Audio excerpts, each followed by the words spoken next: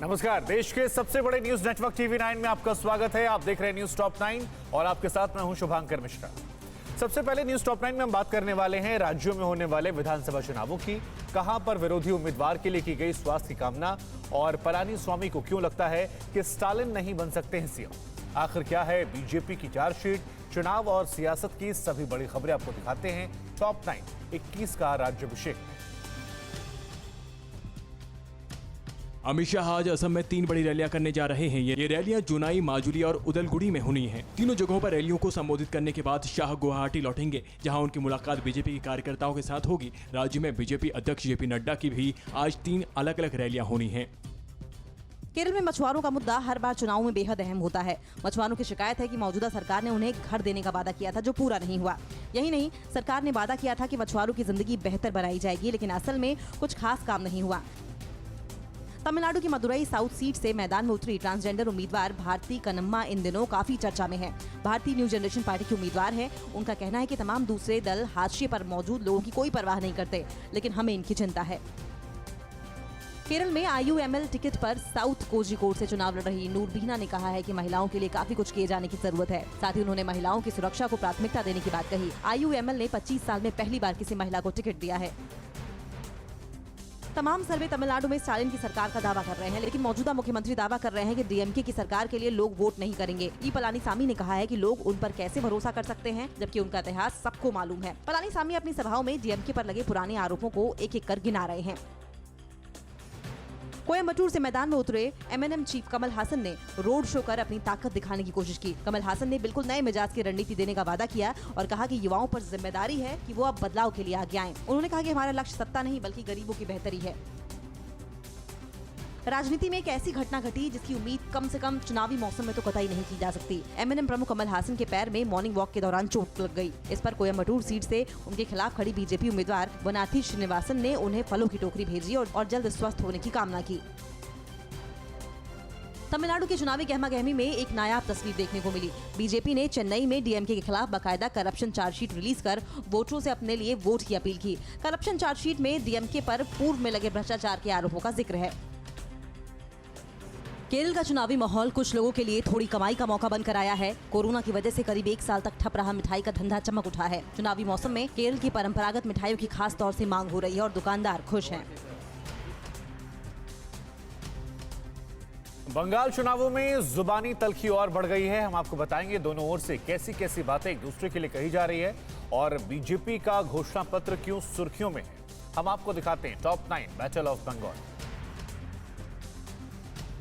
BJP के संकल्प पत्र को TMC ने जुमला बताया है। TMC ने कहा है कि आयुष्मान भारत योजना से बंगाल के सिर्फ 1 करोड़ लोगों को लाभ मिलेगा, जबकि TMC सरकार 10 करोड़ लोगों को फायदा पहुंचा रही है। TMC ने कहा कि ये दुखद है कि बंगाल के लिए घोषणा पत्र गुजरात में रहने वाले व्यक्ति ने जारी किया और मंच पर मध्य प्रदेश के व्यक्ति थे। रविवार को जारी बीजेपी के घोषणा पत्र में राज्य की सरकारी नौकरियों में महिलाओं को 33% आरक्षण देने का वादा किया गया। इसके साथ ही लड़कियों की शिक्षा KG से लेकर PG तक मुफ्त करने की बात कही गई। खास बात यह है कि मैनिफेस्टो जारी करते हुए अमित शाह ने पहली कैबिनेट की बैठक में CEA लागू करने की भी बात कही। बांकुरा की रैली में TMC के एक पोस्टर को लेकर PM ने ममता को घेरा। PM ने कहा कि दीदी अपना पैर मेरे सिर पर रख सकती हैं, मुझे लात मार सकती हैं, लेकिन बंगाल के सपनों को लात नहीं मारने दूंगा। PM ने ममता से ये भी पूछा कि आप बंगाल के संस्कार और यहाँ की महान परंपरा का अपमान क्यों करती रही हो। ममता बनर्जी ने गांधी की रैली में बगैर नाम लिए पूरे अधिकारी परिवार को खरी खोटी सुनाई। ममता ने कहा कि वो उनका बहुत सम्मान करती थीं, उन्हें प्यार करती थी, लेकिन ये लोग मीर जाफर जैसे गद्दार निकले। ममता ने कहा कि वो खुद कह रहे हैं कि 2014 से बीजेपी के साथ संपर्क में थे। इसके बाद कोई भी समझ सकता है कि वो किस तरह से पार्टी में सेंध लगा रहे थे। ममता बनर्जी ने बीजेपी और PM पर विवादित टिप्पणी की है। ममता ने कहा कि बीजेपी बेकार पार्टी है। एक जनसभा में उन्होंने कहा कि मैं 7 बार लोकसभा सांसद रही हूं और कई प्रधानमंत्रियों को देखी हूं, लेकिन ऐसा निर्दयी PM नहीं देखा। यही नहीं, ममता ने बीजेपी को रावण, दुर्योधन और दुशासन की पार्टी कहा। केंद्रीय मंत्री पीयूष गोयल ने कहा है कि पुरुलिया में लगातार हो रही हिंसा बेहद गंभीर और निंदनीय है। उन्होंने ममता सरकार पर तुष्टीकरण की राजनीति का आरोप लगाया। गोयल ने कहा कि चाहे कम्युनिस्ट हो या TMC, दोनों ने तानाशाही चलाई, राजनीतिक हिंसा पर इनकी सरकार टिकी रही। अभिषेक बनर्जी ने बीजेपी के मैनिफेस्टो पर ट्वीट कर तंज कसा है। अभिषेक ने ट्वीट में कहा है कि टूरिस्ट गैंग ने जुमलों से भरपूर घोषणा पत्र जारी किया है और ये घोषणा पत्र भी एक गुजराती के हाथों जारी किया गया। जिस पार्टी को 294 सीटों के लिए उम्मीदवार तक नहीं मिल रहे, वो अब इतने बड़े इवेंट के लिए लोकल लीडरशिप ढूंढने में विफल रही। नॉर्थ 24 परगना में एक बार फिर चुनावी हिंसा हुई है। आरोप है कि यहाँ के जगातल पुलिस स्टेशन के पास बीजेपी कार्यकर्ताओं पर हमले किए गए। यह हमला बीजेपी सांसद अर्जुन सिंह के घर के पास हुआ। पुलिस मामले की जांच में जुटी है। बंगाल के चुनावी माहौल सिंबल और झंडे पताके बनाने वालों के लिए मौके की तरह आया है। इन्हें बनाने वाले कलाकारों का कहना है कि उनके पास सबसे ज्यादा बीजेपी और टीएमसी से ऑर्डर आ रहे हैं, जबकि लेफ्ट और कांग्रेस की ओर से भी इन्हें कुछ न कुछ काम जरूर मिल रहा है। कोरोना ने देश के किस राज्य में सारे रिकॉर्ड्स तोड़ दिए? वैक्सीन के लिए क्या है सरकार की नई रणनीति और कुंभ पर क्यों मंडराया महामारी का खतरा? क्या इस बार भी होली का रंग पड़ने वाला है फीका? कोरोना से जुड़ी सभी बड़ी खबरें दिखाते हैं टॉप 9 कोरोना जिंदा है।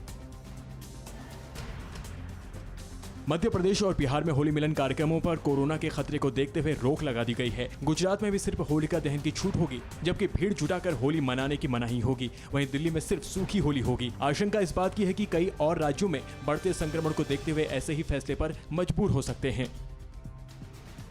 कोरोना की तेज होती रफ्तार दहशत में डालने वाली है। पिछले 24 घंटे में देश में कोरोना के नए मरीजों की संख्या 47,000 के पार पहुंच गई, जबकि इस दौरान 213 लोगों की मौत महामारी से हो गई। देश में एक्टिव मरीजों की संख्या 3,31,000 के पार पहुंच गई है।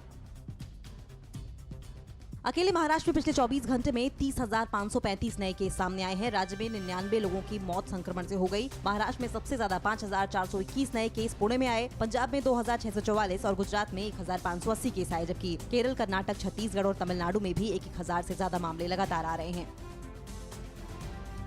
एक साल पहले आज ही के दिन जनता कर्फ्यू लगाकर देश को कोरोना के खतरे से आगाह किया गया था। तब पीएम मोदी ने एंकर से घर से ही बुलेटिन कराने के TV9 भारतवर्ष के आइडिया की तारीफ की थी। प्रधानमंत्री की अपील पर पिछले साल 22 मार्च के दिन सुबह 7 से रात 9 बजे तक लोगों ने जनता कर्फ्यू का जबरदस्त समर्थन किया था और ताली थाली बजाकर कोरोना योद्धाओं के प्रति अपना आभार जताया था। एक नई स्टडी में खुलासा हुआ है कि अब हाइब्रिड कोरोना वायरस फैल रहा है। बताया जा रहा है कि 2 नए कोरोना के वेरिएंट से मिलकर बना है और इंसानों से इंसानों में फैल रहा है। अटलांटा स्थित एमोरी यूनिवर्सिटी के साइंटिस्ट डेव वैन इंसबर्ग ने खुलासा किया है। उनका कहना है कि वैज्ञानिकों को ये नहीं पता कि हाइब्रिड कोरोना किस इंसान को कितना नुकसान पहुंचाएगा और इस पर वैक्सीन काम करेगी या नहीं। कुंभ मेले ने सरकार की चिंता बढ़ा दी है। केंद्रीय स्वास्थ्य मंत्री ने उत्तराखंड सरकार को चिट्ठी लिखकर मेले में कोविड प्रोटोकॉल की सख्ती से पालन के लिए कहा है। केंद्र सरकार ने आशंका जताई है कि 12 से अधिक राज्यों में कोरोना के मामलों में तेजी से बढ़ोतरी हुई है और हरिद्वार कुंभ मेले में इन राज्यों से भी तीर्थयात्री आ सकते हैं। तेजी से बढ़ रहे कोरोना केस को देखते हुए केंद्र सरकार ने सीरम इंस्टीट्यूट और भारत बायोटेक को 12 करोड़ डोज का ऑर्डर दिया है। केंद्र की कोशिश है कि वैक्सीनेशन का दायरा जल्द से जल्द बढ़ाया जाए। देश में अब तक 4 करोड़ 5 लाख से ज्यादा लोगों को वैक्सीन दी जा चुकी है।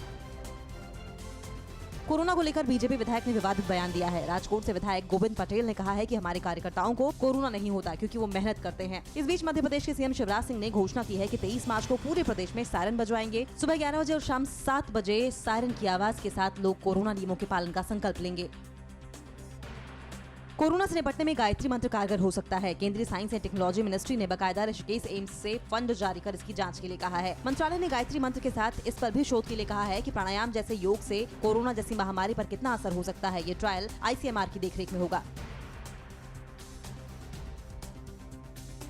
एनसीपी चीफ के साथ बैठक में हुआ फैसला, देशमुख नहीं देंगे इस्तीफा। मामले को लेकर शिवसेना नेता और सांसद संजय राउत ने क्या कुछ कहा और ATS ने किया मनसुख केस सुलझाने का दावा। 2 आरोपी गिरफ्तार। वसूली की खबर से मचे हंगामे को लेकर देखिए टॉप 9 100 करोड़ का करें। मुंबई के पूर्व पुलिस कमिश्नर परमबीर सिंह के खत से मचे सियासी हंगामे को लेकर दिल्ली में एनसीपी चीफ शरद पवार के घर पर बैठक हुई। बैठक के बाद महाराष्ट्र एनसीपी प्रदेश अध्यक्ष जयंत पाटिल ने कहा कि अनिल देशमुख के इस्तीफे का सवाल ही नहीं। ATS एंटीलिया और मनसुख हिरेन केस की जांच कर रही है और हमें भरोसा है कि दोषियों को सजा होगी। एनसीपी अध्यक्ष शरद पवार ने गृह मंत्री अनिल देशमुख पर लगे आरोपों को गंभीर बताते हुए कहा कि इनकी गहन जांच की जरूरत है। हालांकि उन्होंने कहा कि आरोप के सबूत नहीं है। पवार ने कहा परमबीर सिंह ने चिट्ठी में ये भी नहीं लिखा कि पैसों का लेन देन कैसे होता था, न ही चिट्ठी में परमबीर के हस्ताक्षर हैं। केंद्रीय मंत्री रविशंकर प्रसाद ने परमबीर मामले में कहा है कि ये लूट की महागाड़ी सरकार है। उनके मुताबिक पूरे मामले में मुख्यमंत्री, गृह मंत्री और पुलिस कमिश्नर की भूमिका संदिग्ध है। उन्होंने पूछा है कि पूर्व पुलिस कमिश्नर परमबीर सिंह शरद पवार को ब्रीफ क्यों कर रहे थे। पवार ना तो कोई मंत्री हैं और ना ही सरकार का हिस्सा। शिवसेना नेता संजय राउत ने मुंबई मामले को लेकर कहा है कि इस मामले में कई तरह की बातें सामने आ रही हैं, लेकिन जब तक जांच पूरी नहीं होती तब तक कुछ कहना मुश्किल है। सबसे पहले एंटीलिया के पास बम रखने और मनसुख मौत केस की जांच की आवश्यकता है। इसके बाद अगर किसी ने कोई आरोप लगाया है तो बाद में इस पर फैसला लिया जाएगा। महाराष्ट्र एटीएस के डीआईजी शिवदीप लांडे का सोशल मीडिया पर दावा है कि मुंबई के मनसुख हिरेन हत्याकांड की गुत्थी सुलझ गई है। उन्होंने इस मामले में नरेश गोरे और निलंबित सिपाही विनायक शिंदे को हत्या के आरोप में गिरफ्तार किया है। नरेश गोरे बुकी बताया जा रहा है, जबकि विनायक शिंदे एक एनकाउंटर केस में आरोपी है और फरलो पर जेल से बाहर आया था। तेज तर्रार और दबंग आईपीएस अधिकारी शिवदीप लांडे महाराष्ट्र के शिवसेना नेता विजय शिवतरे के दामाद हैं। उनकी बेटी डॉक्टर ममता शिवतरे शिवदीप की पत्नी हैं। विजय शिवतरे महाराष्ट्र के जल संसाधन राज्य मंत्री और शिवसेना के प्रवक्ता भी रहे हैं। शिवदीप लांडे बिहार में भी प्रतिनियुक्ति पर काम कर चुके हैं। मुंबई में मनसुख मामले में गिरफ्तार निलंबित पुलिसकर्मी विनायक शिंदे के घर एटीएस ने छापेमारी की। कई घंटे चली छापेमारी को उसके घर से सबूत जुटाने की पहल के तौर पर देखा जा रहा है। विनायक शिंदे को रविवार को कोर्ट में पेश किया गया, जहां से उसे 31 मार्च तक हिरासत में भेज दिया गया है।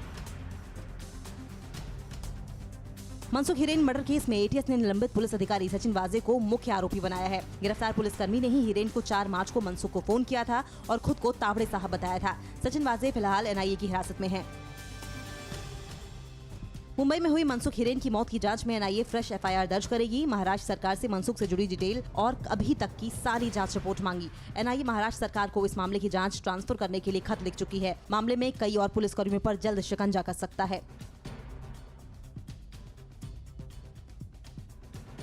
पीएम मोदी आज कहां से करेंगे वर्षा जल संचयन अभियान की शुरुआत? उत्तराखंड के बाद कहां उठी सीएम को बदलने की मांग और उत्तराखंड के सीएम तीरथ सिंह रावत का क्या है ऐतिहासिक ज्ञान? देश की जुड़ी अहम खबरों के लिए देखते हैं टॉप 9 देश प्रदेश।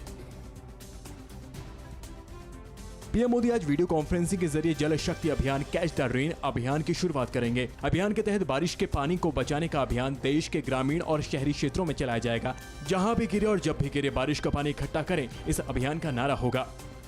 आज लोकसभा के हंगामेदार रहने के आसार हैं। लोकसभा में जहां दिल्ली जीएनसीडीटी अमेंडमेंट बिल पास हो सकता है, जिस पर आम आदमी पार्टी बवाल कर सकती है, वहीं आम आदमी पार्टी के एमपी कोरोना के बढ़ते मामलों को लेकर अनिश्चित काल के लिए लोकसभा स्थगन की मांग कर सकते हैं। बीजेपी ने अपने सांसदों के उपस्थित रहने के लिए व्हिप जारी किया है।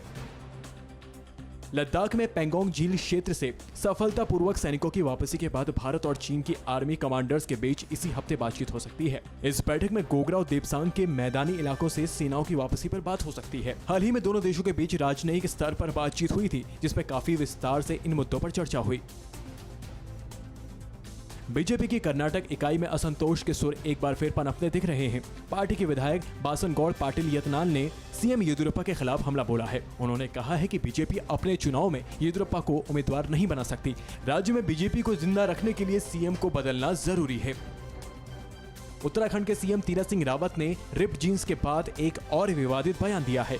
उन्होंने भारत को ब्रिटेन की जगह 200 साल अमेरिका का गुलाम बताया। उन्होंने कहा कि कोविड के दौरान अगर ज्यादा राशन पाना था तो उन्हें 2 की जगह ज्यादा बच्चे पैदा करने चाहिए थे। जम्मू कश्मीर के तंगधार में साधना पास के नजदीक बर्फबारी के बीच फंसे 2 लोगों को सेना के 2 जवानों ने देर रात रेस्क्यू किया। इनकी गाड़ी साधना पास से 1 किलोमीटर दूर मेन एक्सिस के पास खराब हो गई थी। इन लोगों को रेस्क्यू कर सुरक्षित स्थान तक पहुंचाया गया है। पंजाब के तरनतारन में पुलिस मुठभेड़ में 2 निहंग ढेर हो गए। ये निहंग कार सेवकों की हत्या करने के बाद नांदेड़ साहिब से भाग रहे थे। इन्हें पकड़ने गई पुलिस पर निहंगों ने तलवार से हमला कर दिया, जिससे पुलिसकर्मी गंभीर रूप से घायल हो गए। इसके बाद बड़ी संख्या में पुलिसकर्मियों को भेजा गया और मुठभेड़ में 2 निहंगों की मौत हो गई। दिल्ली के बुद्ध विहार इलाके में एक महिला ने तांत्रिक के चक्कर में फंसकर 3.5 साल के बच्चे की गला घोंटकर हत्या कर दी। इसके बाद शव को बोरे में बंद करके छत से दूसरी छत पर फेंक दिया। पुलिस ने आरोपी महिला को गिरफ्तार कर लिया है और तांत्रिक की तलाश में जुट गई है। उत्तर प्रदेश के गाजियाबाद के सिकरोड गांव में एमसीडी के पूर्व इंजीनियर की गोली मारकर हत्या करने का मामला सामने आया है। आरोप मृतक के पड़ोसी पर लगा है। इससे पहले भी आपसी विवाद के चलते मृतक इंजीनियर पर हमला किया गया था। पुलिस ने मामले में 3 आरोपियों को हिरासत में लेकर मामले की जांच शुरू कर दी है। रूस के हवाई हमले में कहां तबाह हुए विद्रोही सैन्य शिविर? किस शहर में देर रात हुआ हवाई हमला? और म्यांमार में लोकतंत्र के लिए लड़ाई जारी। ग्लोबल टेंशन जुड़ी सभी बड़ी खबरें आपको दिखाते हैं टॉप 9 वर्ल्ड बैटलग्राउंड में।